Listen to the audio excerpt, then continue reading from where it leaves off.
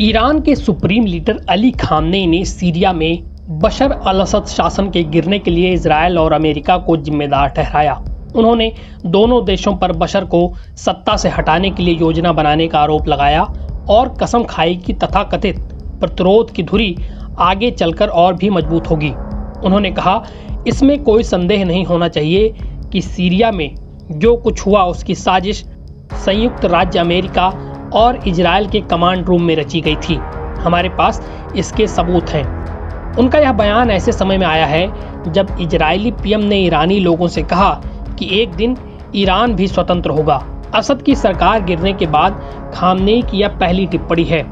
एक दशक से ज्यादा समय तक चले गतिरोध के बाद 2 सप्ताह में ही विद्रोहियों ने असद सरकार को गिरा दिया। खामनेई ने तुर्की का नाम लिए बिना निशाना साधते हुए कहा, सीरिया के पड़ोसी देशों में से एक ने भी भूमिका निभाई, लेकिन इसकी प्लानिंग अमेरिका और इजरायल ने ही की है। तुर्की के अधिकारियों ने सरकार विरोधी किसी भी हमले में शामिल होने के दावों को दृढ़ता से खारिज कर दिया है। हालांकि विश्लेषकों का कहना है कि तुर्की की इजाजत के बिना विद्रोही आक्रमण नहीं कर सकते। खामनेई की टिप्पणी से पहले ईरान के रणनीतिक मामलों के उपाध्यक्ष मोहम्मद जवाद जरीफ ने मंगलवार को कहा कि इस मामले में तुर्की की भूमिका एकदम साफ है। खामनेई के मुताबिक सीरिया में अलग अलग आक्रमणकारी अलग अलग उद्देश्य अपना रहे हैं। उन्होंने आगे कहा, उनके लक्ष्य अलग हैं। उनमें से कुछ उत्तरी या दक्षिणी सीरिया की जमीनों पर कब्जे की कोशिश में हैं। अमेरिका इस क्षेत्र में अपनी स्थिति मजबूत करना चाहता है।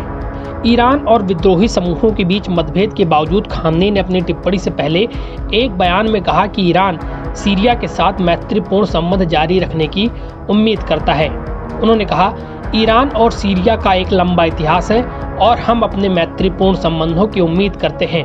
वहीं दूसरी ओर इजरायली पीएम बेंजामिन नेतन्याहू ने ईरानी लोगों को एक वीडियो संदेश जारी किया।